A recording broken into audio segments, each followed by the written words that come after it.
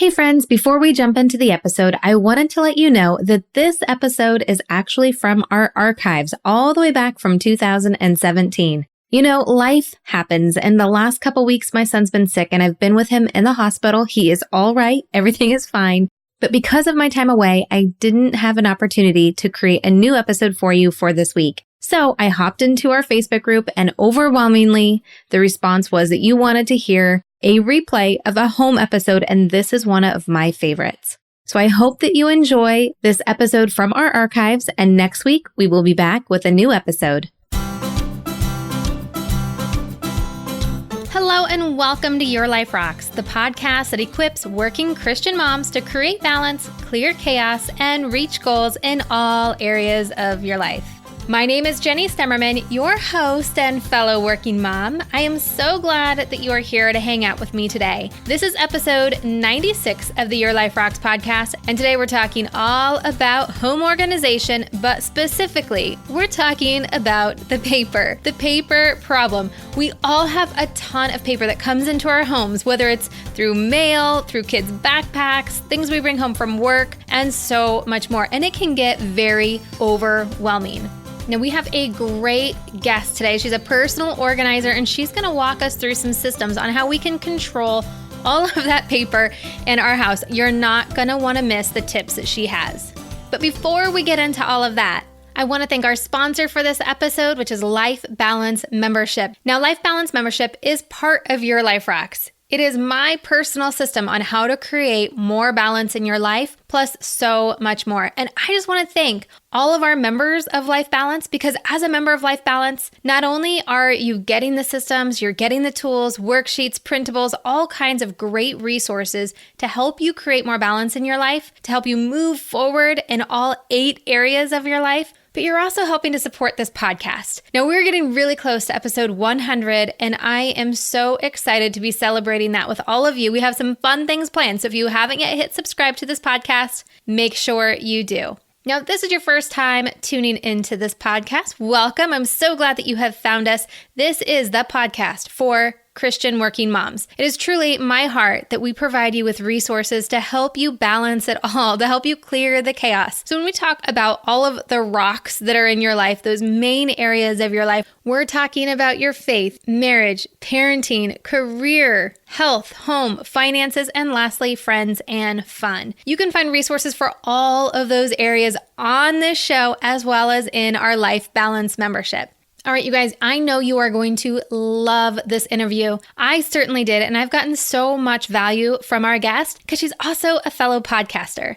I'm so excited to introduce you guys to Lisa Woodruff. She's a home organizing expert, productivity specialist, and author of The Mindset of Organization, Take Back Your House One Phase at a Time, and How ADHD Affects Home Organization. Now, Lisa believes organization is not a skill you are born with. It is a skill that is developed over time and changes with each season of life. And I feel the same way about life balance. Now, Lisa has helped thousands of women reclaim their homes and finally get organized with her practical tips, encouragement, and humor through her blog and podcast at organize365.com. Now, everything that Lisa is going to be sharing in this episode fits so perfectly with our free course called Weekly Success Planning. And you can sign up for that at weeklysuccessplanning.com. All of the stuff you're going to learn in that free course, plus everything Lisa's going to share here, will help to give you a head start at helping to clear some of that chaos from your life.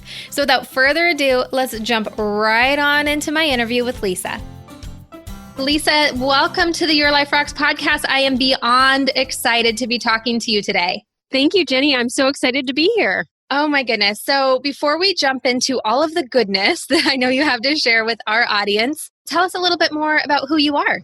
Well, I'm a wife and mom. I live in Cincinnati, Ohio. I'm 45 years old, and I love to squeeze every ounce of productivity out of my day that I can. I love that.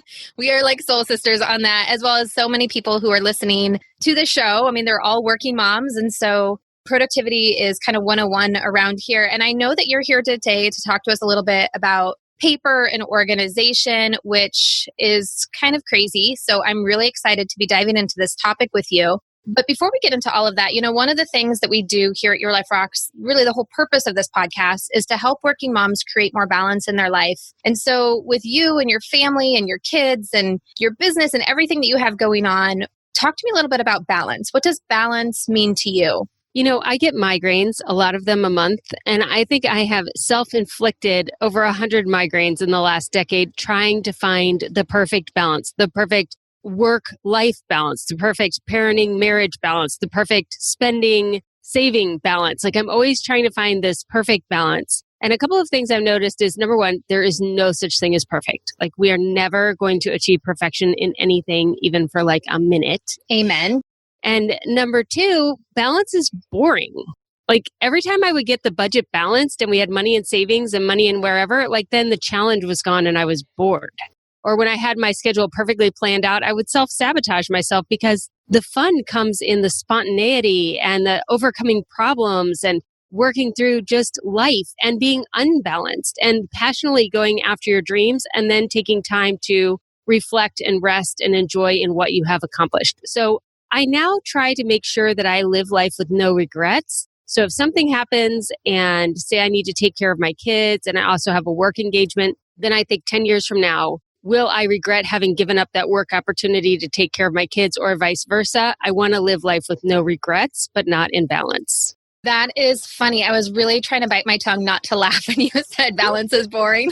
Because that is what we are all about here on the show, is helping women live more intentionally. And I think it's just the way that we use our words, right? Because from what I heard you saying, it really was being intentional about what you want from life, which to me, that's what balance is all about, is really coming at peace with yourself in a way that God created you personally to be, to find that balance. That's against the norm of what society tells us balance should be, but really defining it for yourself. Yeah, I don't really look at balance. I look at more goal orientation. So what is my goal with my marriage right now? What's my goal with my children? What is my goal with my business? And hitting attainable goals, well, usually mine are big, hairy, audacious goals, but really striving for excellence in all of those areas, which looks different in different seasons of life. Like in the summer, I do a lot of parenting in the summer, and I don't really have as many business goals in the summer. But now that we're into September and the fall, like my business goals are huge and my kids are off to school. And so my parenting goals are way reduced.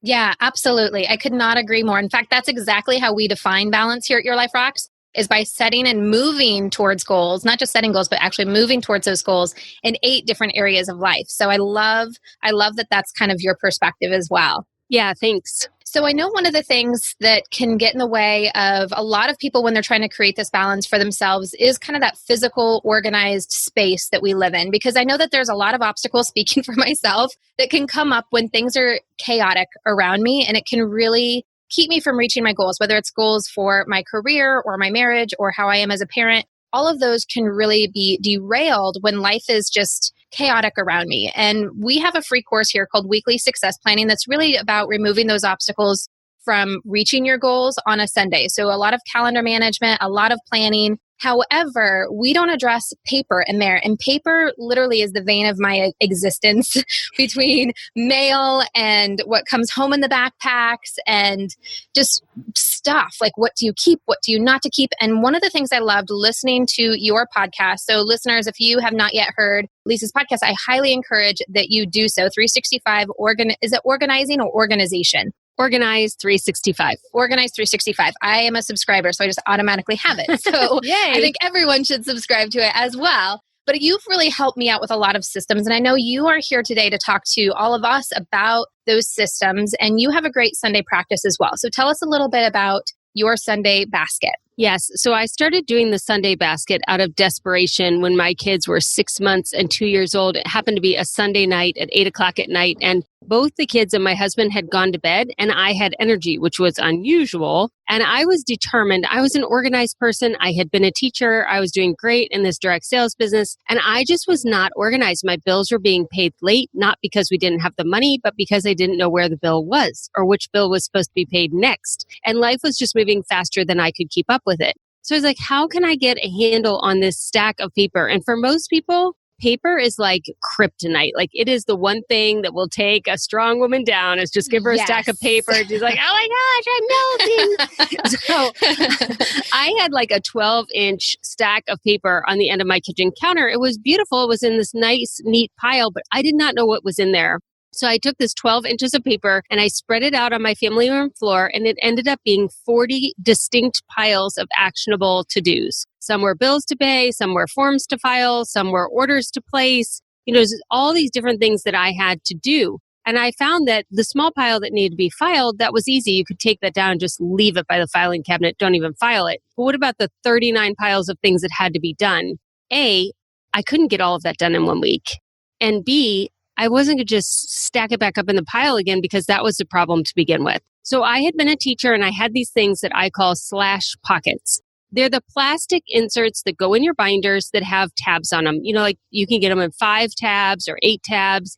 Avery is the biggest brand that sells them, and they're like pastel colored or rainbow colored tabs. They're not all the same color. Yep, I know exactly what you're talking about. Okay, good. So I grabbed a bunch of these slash pockets and I put all 39 items into their own slash pocket. What I love about slash pockets are they're not file folders. You can see through them, but they have sides on them. So you can put little tiny pieces of paper in there like Post-it notes or gift cards or whatever aren't going to fall out of the pockets. And when you get really excited, like a couple times a year, you can get out your label maker and label them like bills, orders to place, orders to fill, whatever. So I had these slash pockets. Well, the next day on Monday, I was able at nap time to go grab a slash pocket and do what was in the slash pocket during my son's whopping 15-minute nap that he always took. In the past, I couldn't even find anything in the pile to do because I was just sorting papers all the time. So that was the start of the Sunday basket. I got all of my actionable papers in one basket, divided out by how I needed to do them. Did it need to be put on the computer? Did I need my checkbook? Did I need to go run an errand? How did I need to do them? And that's how I divided it out. So that was the start of the Sunday basket. I love that. So when you talk about really dividing it out based on what it is that you had to do, did you take into consideration like how much time it would take to do different things, like things that might have to be researched or looked into a little bit more versus like a quick phone call bill pay? Not in the beginning. In the beginning, I just divided out the pockets. Then as you get used to using your Sunday basket, which usually takes about 6 weeks or so, you'll start to get in a flow. And what I find is I spend anywhere from an hour to 3 hours on a weekend doing my Sunday basket activities, going through and doing a lot of those activities. And then I have a work basket also, which is where a lot of that research is going to end up. So I'll have a podcast slash pocket. That's where that research would go into. And then I have to chunk out time on my calendar to go through that podcast folder each week, 3 to 4 hours a week for my podcast. Got it. Okay. And then you just kind of schedule that in. Now, do you do that to schedule in for all of the slash buckets, or is it just kind of like, okay, I've got 15 minutes here, let me grab one and get to work? Like so when I started, it was 15 minutes here, let's get to work.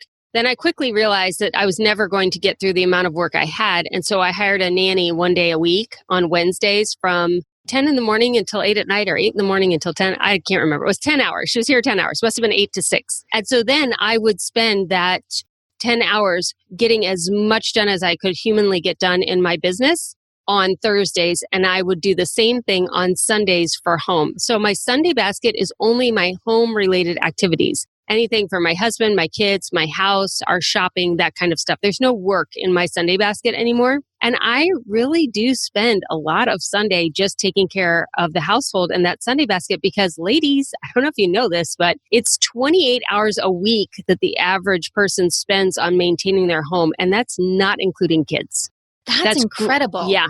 That's I don't know, somebody did the study, not me, like some big organization did the study. So that's cooking, cleaning, grocery shopping, yard maintenance, all of that stuff is 28 hours a week. So if you feel like you don't have time and you have a job and you have a house and you have kids, you don't have time because right there, that's 3 at least part-time or full-time jobs. Totally. And I can just imagine the faces right now of the working moms that are listening to this as they're commuting to work, feeling overwhelmed that their house is like completely not taken care of and completely unorganized, saying, yep, that's exactly why. It's 28 hours a week that I do not have.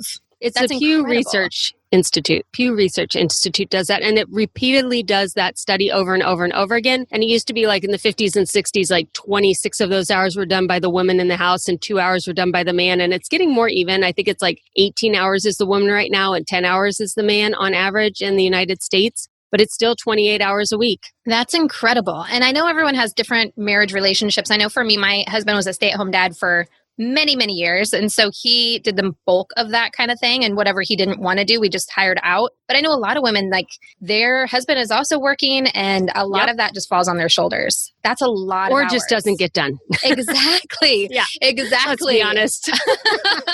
Oh my gosh. Yes, absolutely. So how did you go from realizing I cannot get all of this done? Because obviously you've probably found a system in order to get it done for yourself. What was kind of that aha moment for you that allowed that tipping point from not getting things done and overwhelmed to actually completing some of those tasks? So one of the beauties of the Sunday basket is it is a proactive procrastination mechanism. By Wednesday, I almost always am going to the mailbox, picking up the mail, walking in the house and dumping it right in the Sunday basket. I'm not even opening it up and I'm not even pulling out the things that are just recycled versus actual mail. I don't have that kind of time. So the Sunday basket is the place where when a kid brings a paper home to you, you go to the mailbox, you print an email off of your computer, you write yourself a note on a note card, and you know that that task or that request or that idea can wait until Sunday. You make it wait until Sunday. You go put it in the Sunday basket and you make it wait there. And my Sunday basket is 50% notes to myself, things I might want to do, books I might want to read, podcasts I might want to record. And then on Sunday, I empty out that whole basket and I start with an empty basket in front of me and I touch every slash pocket and every piece of paper and all the mail I've put in there. And that's when I make the decision. Is this something I'm going to do ever? If no, I get rid of it. Am I going to do it this week? Then it stays in a pile in front of me. Can it wait until next Sunday? It goes back in the Sunday basket.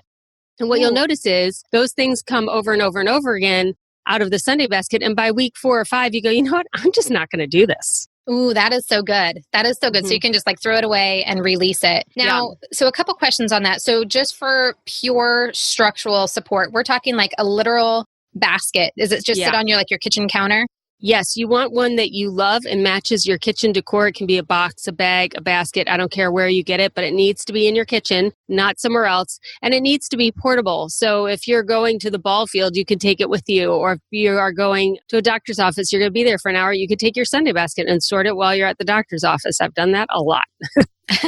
That's brilliant. Okay, good. So structure number 1 is to get a pretty basket that you love, put it on your kitchen counter. And then when you're talking about just touching all of that paper that comes in every week, it like literally you just touch it, deposit it, and that's it until Sunday. Yeah, because as women, the other thing, the uncalculated cost out there, I haven't found any statistics for it yet. It's that when you write down on a piece of paper that you need to mail a check to so-and-so, even though you write it on that piece of paper, if you don't have a good follow-up system, then you're constantly remembering, oh yeah, I got to write a check to so-and-so. And you write yourself another note. And when you get around to doing it, you'll find like 3 notes to yourself about writing a check to so-and-so because you didn't want to forget. And so your brain is not able to get rid of that task because they're not really sure that you're going to remember to do it. So you are constantly trying to hold in your head all of these actionable to-dos. When you have a Sunday basket that you do every single Sunday, like you already said, you have a whole system for people to do on Sunday, they just add this right in. Then when you write that note on there and you put it in the Sunday basket and it comes back up in your mind, you say to yourself, that's in the Sunday basket, and you move on. There's no stress. There's no wondering where that piece of paper went. There's no, did I send that already? Did I already send that check? So good. So good. All right. So another question that I have about this piece here, and this is honestly like, when it comes to my parenting, the thing that stresses me out, probably, I would say number 2.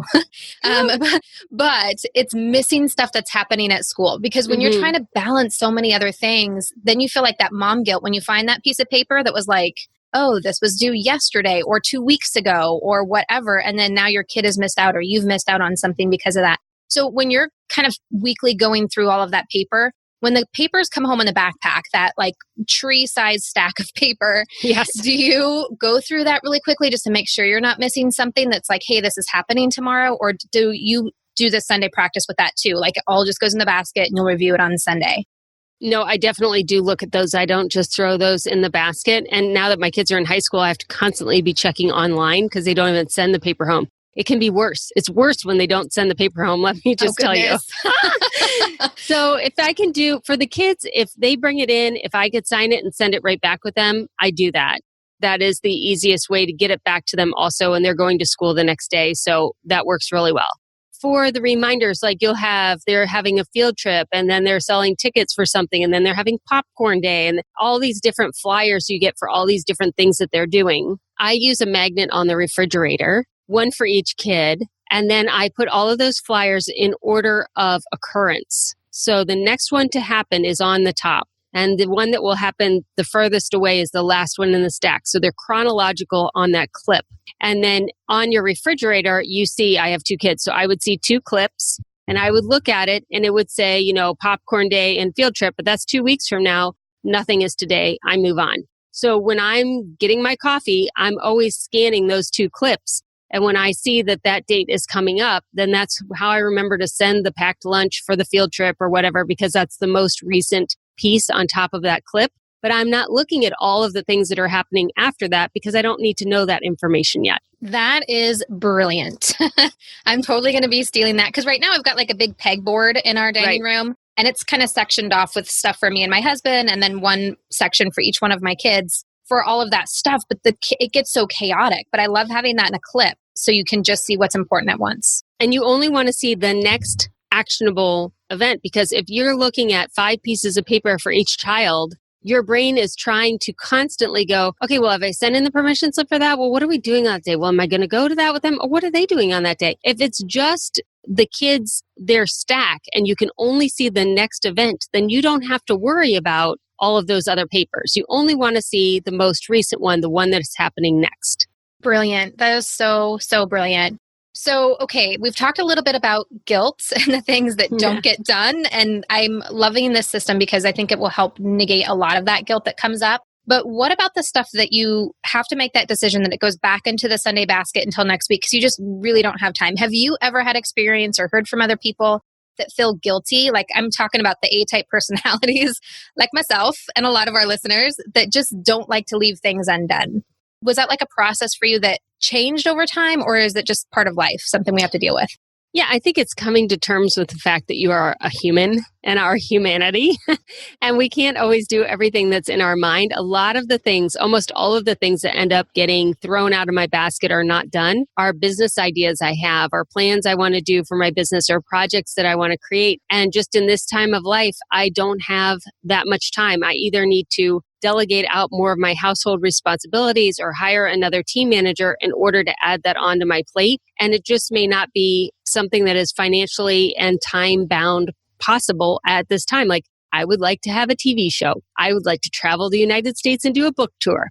I mean, these are things that I would love to do, but they aren't even in my Sunday basket anymore because it's just not the right time for our family and really for where I am in my career for those things. They may come back around later, but I'm not doing them now. That's good. Thank you for helping us realize we're not all like superhuman, that we're actually mortal. Sometimes that's a hard truth to swallow. Really. It really is. It really is. But I appreciate that because it is really, I think, sometimes about having those realistic expectations. I always say stress is that tension between the reality and your expectation. And sometimes we can dream up these huge expectations of what we're supposed to be doing. Yes. And sometimes we just have to learn to let that go. Yes, I totally agree. Like, I know I spent part of a few years resenting my kids because they took so much time and my business was starting to take off and I was enjoying finally, having a business that I loved and was profitable. And I resented the amount of time that the house took, the amount of time that the parenting took, the amount of time that being a wife took, and how come all these men can just go off and they don't even have to take care of their kids.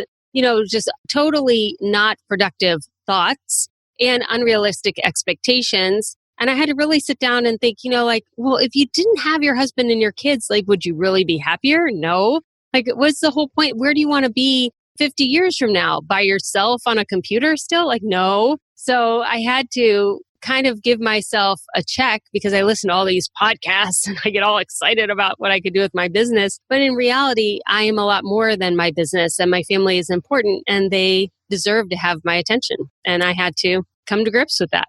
Absolutely. That's so, so true and so important. I think a lot of women struggle with that, especially women who are, career driven, whether it's in their own business or just climbing the corporate ladder, that really can become so all consuming. And that's certainly my story before I started to find more balance for myself. And a lot of it is through systems like this. So I know we talked a little bit about how to kind of work through the week and the papers that you touch and what to do with that. as well as adding it into your weekly routine for your household management.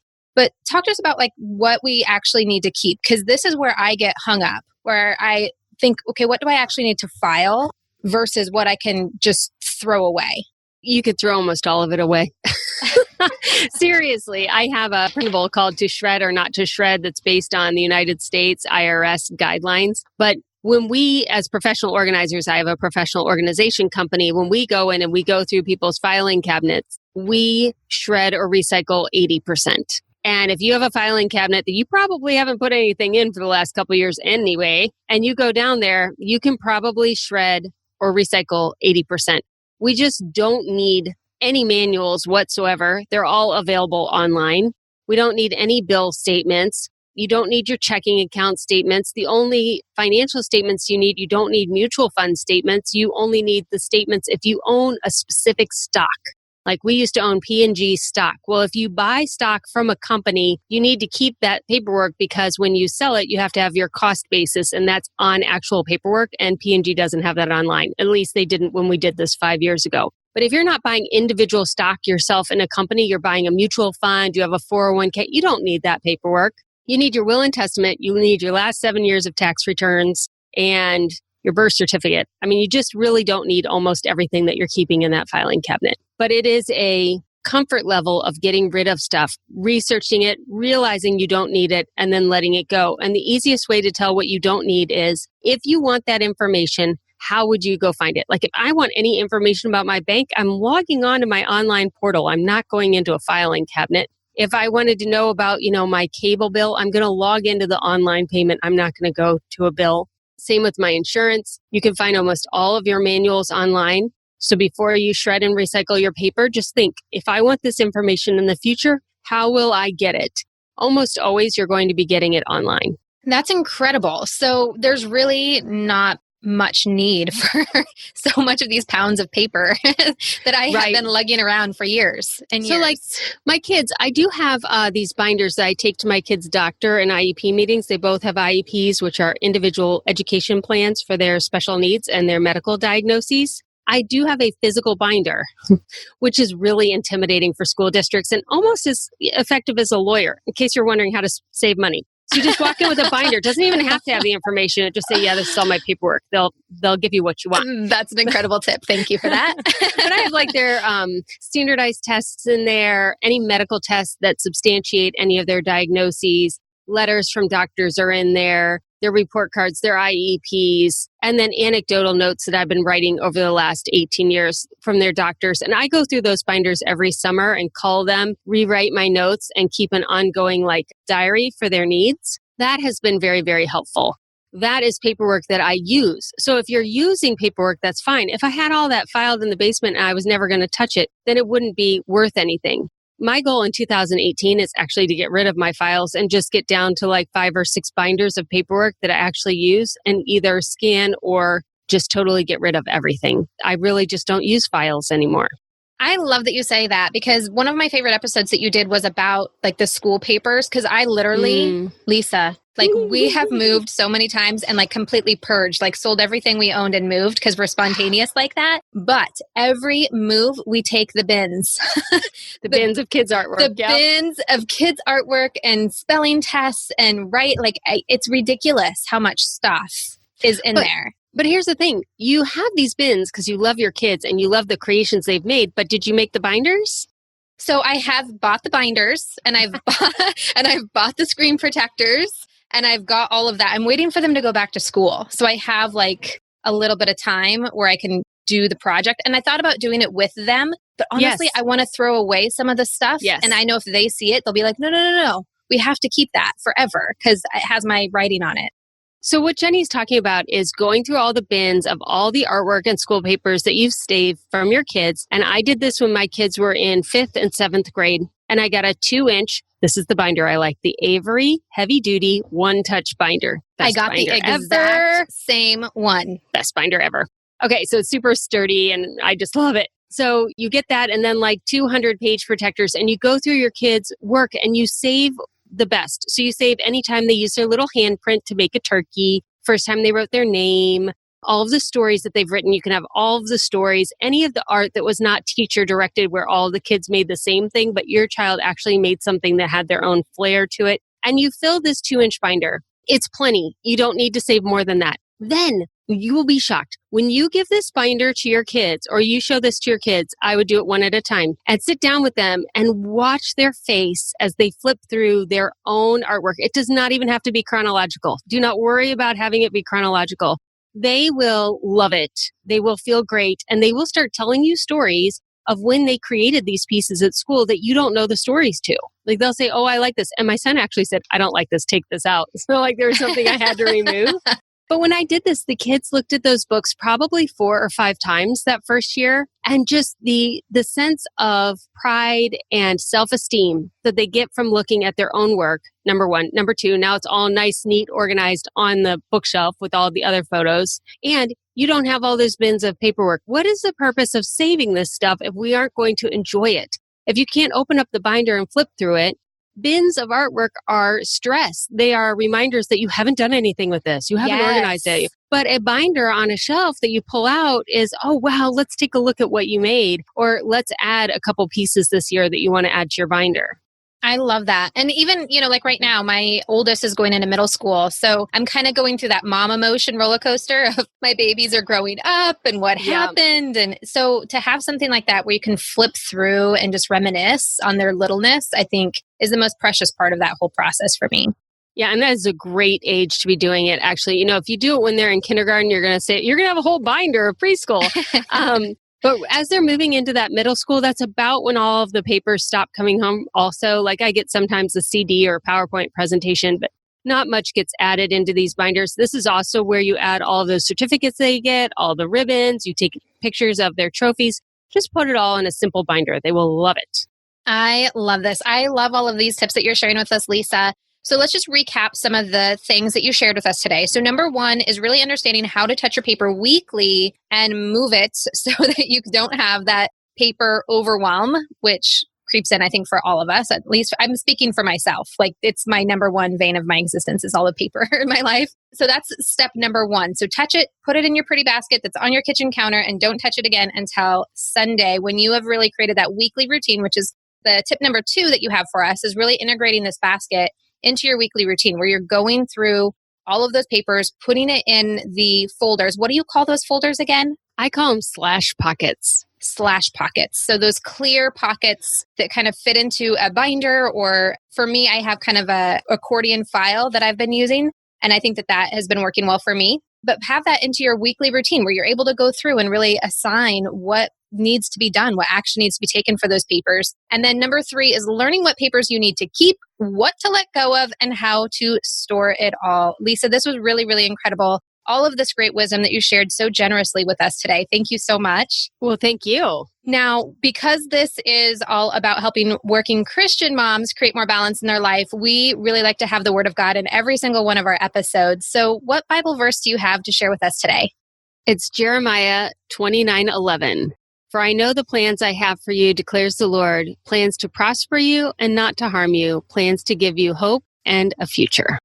I love that verse. Amen to that. I think that's one of those life verses that we all cling on to in many ways. So Lisa, we talked about your podcast. Share with us again how people can connect with you, learn more about the Sunday Basket, because I know you have some great resources around that as well. So my blog is organize365.com, but because the Sunday Basket has become such a thing, I gave it its own website this summer. So thesundaybasket.com is its own website. It just has a few pages where you can learn the Sunday Basket system for free. You can sign up for a $30 virtual class where I walk you through creating your first Sunday Basket and actually physically going through your papers with me.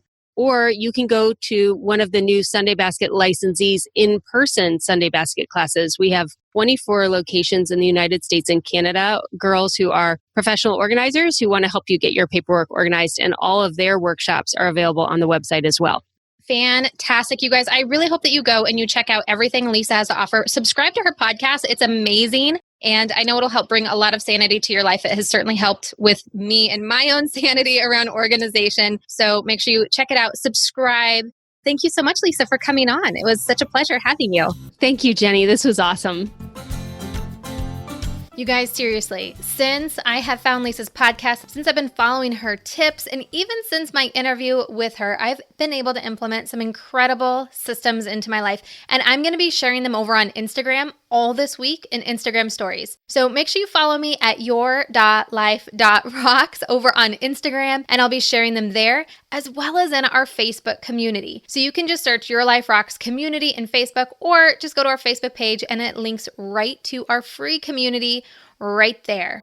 And now, if you've already taken our free course, Weekly Success Planning, I would love to hear from you on how you are integrating the Sunday basket from Lisa in with the course. Now, I started this a couple weeks ago, and it has been such a game changer for me. In fact, I'm going to be buying a new basket for myself this week, because this is a process that I'm committed to following through on. Just like I do with my weekly planning, just like I do with my daily planning, my morning routines, all of those systems help me stay balanced in my life. And if you're looking for some of those systems for yourself, if you're looking to create more balance in your life, you can learn all about the Life Balance System inside lifebalancemembership.com.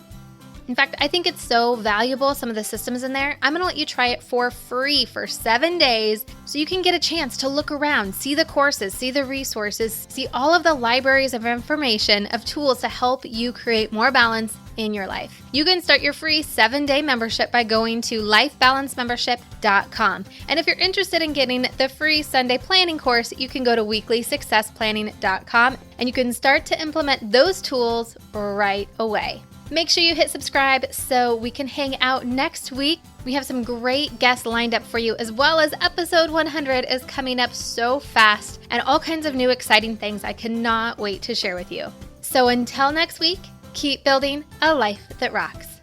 Bye.